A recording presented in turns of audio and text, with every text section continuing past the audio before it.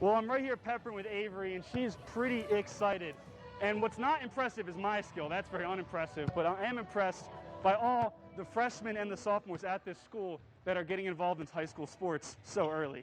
Do you smell that? Do you feel that outside? And no, I don't mean the smoke, although that's definitely there. I'm talking about football, because it's in the air. The sport was practically built in Central Oregon, and the climate community here is proud to see it take this big Olympic leap. Well, good evening, Central Oregon. It is the best part of the week. It's time for the big playback, the biggest of playbacks, one could say. I am one of your hosts, Noah.chast. The freshman team is now in the fourth set of their match, but the JV team is cheering them on. I'm here with one sophomore. What's your name? Tuesday Morris. Tuesday, and how excited are you to be part of the Caldera Wolfpack? I am very excited. Aiden Brenneman may have taken that touchdown personally, scrambles to his left, and just lofts it perfectly for Zach Galt. Touchdown Ravens. Most wrestlers haven't touched a mat in Oregon since nearly last March. But for Devin and the Kerr family, they happen to have a wrestling arena right here in their driveway. You like shoes, Noah? I do. I'm wearing some right now. Oh, yeah, cool. Hey, are. look at that. Me too. We both got shoes How about on. that? The Turco family first got into archery 6 years ago when Isabella, who's now 15, and her dad began shooting for fun. Saturdays are for college football, and as the logo says, college football season is finally here, and the U of O started things off. Ace and Sween tell me there definitely are some differences between the two games, especially in terms of quickness, but they said that they can go from roller to ice and back to roller in less than one practice. I spoke to Panthers head coach and quarterback about how they felt going into their first home game of the year after these impressive wins. Hopeful that we'll be awarded more medals as a sport, and we could do bouldering, sport, speed, and then maybe also an overall. Okay. Yep. There'll be no fans allowed in the stands during the matches, and the girls have to keep the mask on the entire time as they play. Additionally, between the JV and the varsity matches, both teams will have to then leave the facility to let the entire gym be clean. But here on this drive, Clifford hands it off to Noah Kane, who just bullies his way into the end zone. Noah Kane, I know he can get a touchdown anytime you need it. Well, many Ducks fans and Central Oregonians may be familiar with Cam's story. He's been fighting off injuries for about his whole collegiate career and suffered another one this season. And Ducks fan Jim Davis knew someone should help him and decided, why not help him himself? I can't thank Jim Davis enough. I mean, to do something like that for me, I mean, it speaks volume on who he is and as a person and in his character. Cam McCormick is a sixth-year tight end at the University of Oregon. After battling numerous injuries, the Summit grad suffered an Achilles injury on September 11th against Ohio State.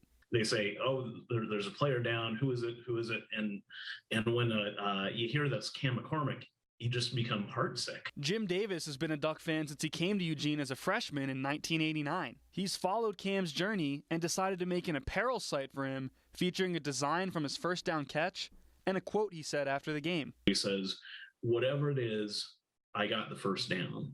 And, you know, that just was like a gut punch. Look at how much adversity he's gone through his entire journey at the Ducks, and he's going to say that. That was incredible to me. Davis reached out to Cam's mom, Deborah McCormick, to share the idea. In fact, when Jim first called me, I said to him, well, does anybody even care? Like, is this going to even produce anything? With name, image, and likeness, or NIL rules allowing collegiate athletes to make money for the first time this year, the clothing sales can actually benefit Cam. Is this ever something that you could imagine even happening for you? Oh, never. I mean, I had, there's a couple things that I have thought of with NIL, like what possibilities I could potentially, work into, but I never thought that something like this would be kind of in reach, really. McCormick says most of the athletes signing NIL deals are consistent starters, and players like Cam typically get lost. And I think that's what's so great about this NIL deal is that it's recognizing somebody for their character off the field instead of focusing solely on what he's done on the field. She says the site received hundreds of orders in the first few hours. But this just shows how big of a heart that they have too.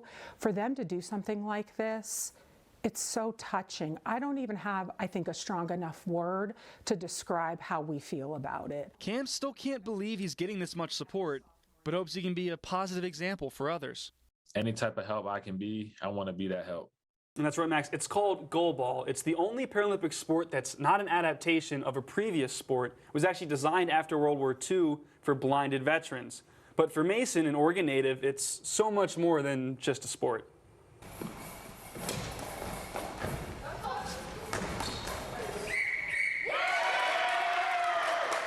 Eliana Mason knows what it's like to be at the podium on the world's biggest stage. Mason, a blind Paralympic athlete, has come a long way to get there. She had her cataracts removed when she was just 9 days old. Compared to a person with 20/20 vision, Mason needs objects to be 15 times closer to be able to see them. But she's never let that bother her. For Mason, adapting to your differences is the name of the game. We're athletes, we're resilient, we face adversity in games all the time. And so how can we use this to our advantage? And when she's playing goalball, everything else seems secondary. I love this sport so much. It brings me so much joy, and I feel so empowered when I'm on the court and just getting to be an athlete. But what is goalball? So I always joke that goalball is for blind athletes, but you have to visually see it to understand it. Just under a minute and a half to go here. USA in search of 3 goals, and they've got one back. Goalball is a sport designed for those visually impaired. Each player, with varying levels of visual impairment, wears vision-blinding glasses. This is what Mason and all the goalball athletes see, relying on the sound of bells inside the ball and their athletic instinct. Spinning, bouncing, not beyond the legs of Eliana Mason. Mason. The 3-pound ball is thrown up to 40 miles an hour, attempting to make it past 3 defenders. The coaches and fans can only celebrate after a goal and have to stay completely silent otherwise. Mason, a Beaverton native, discovered goalball when 2 Paralympians moved to Oregon and changed her life forever. I loved sports growing up, but visually couldn't really keep up with my sighted peers. So discovering a sport that was adaptive and meant for blind athletes was life-changing for me. Nearly a decade later, she's set to compete in her second Paralympic Games and add a gold medal to her trophy case, which already includes a bronze medal from Rio. She was a phenomenal player then, and she's only gotten better since. Josh Lucas works with Mason in goalball clinics through the nonprofit Angel City Sports, but he coached against her when she was young and says she was born to lead. She's been that type of leader since she was young. I could tell. She's always been very calm. So it wasn't easy to, like I said, coach against her when you can't rattle her. Still, China 2, USA 1. Eliana Mason up quickly for a return shot. Rattle, you cannot.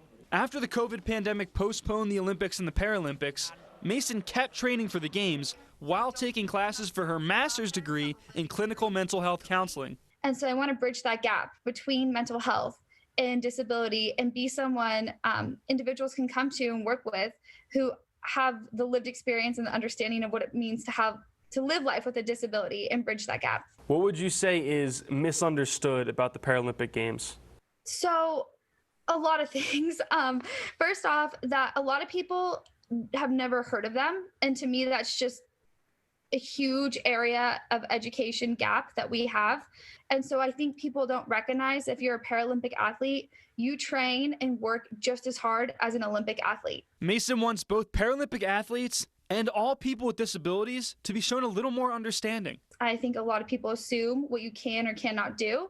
And so instead of assuming what someone is capable of, ask them or let them tell you or let them show you. It's up over Tchaikovsky back towards the goal line. And Mason well positioned and a man. Lucas knows whether it's on or off the court. To take the ball. Mason's going to change the sport and a lot of people's lives. The impact she can make is immeasurable. It really is. We don't know where it's going to go, but we need people just like her. While the long-term goal is to expand the game of goalball as much as she can, the short-term goal is simple. Take home the gold.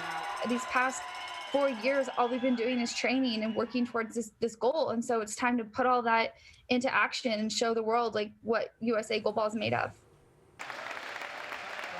When a crowd at a basketball game cheers, it's typically for a player. Well, we're sitting there waiting for the introductions of the players, and I hear the announcer, and I told Darlene, he said, they're talking about us. Stan and Darlene Schultz were recognized at the Summit High girls basketball game for being the team's #1 fans. I like our granddaughter came over and gave us the flowers, and she was in tears, and we were in tears. And the couple was watching their granddaughter Whitney play her final high school basketball game. They've been to nearly every Summit game for the past 8 years. I've probably been to all of the games that have been played in Central Oregon.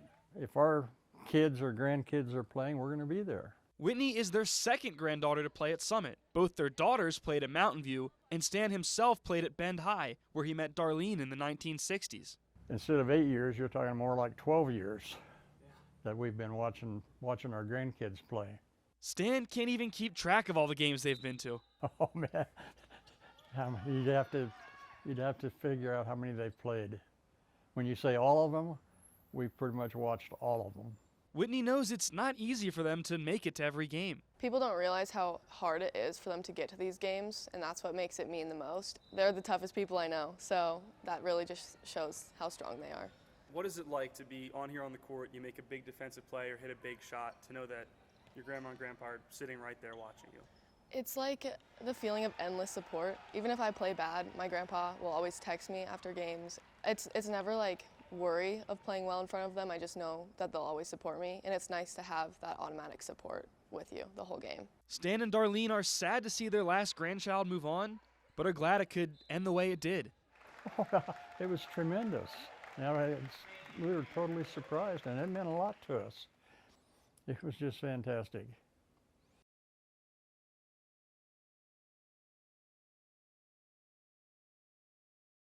Okay, Ryan Krauser, that's a name you might remember if you were watching the Olympic trials in Eugene in June. This guy absolutely demolished an Olympic record, or a world record, I should say, for shot put back then. It's one of those records that, you know, I don't know when someone's going to break it. I feel like it's going to be his for a while. I mean, you watch those throws, and that's just an awfully hot shot put shot. That's an awfully hot coffee pot. You know, and it's really impressive to see. You should go on the Olympics for your rhyme scheme there.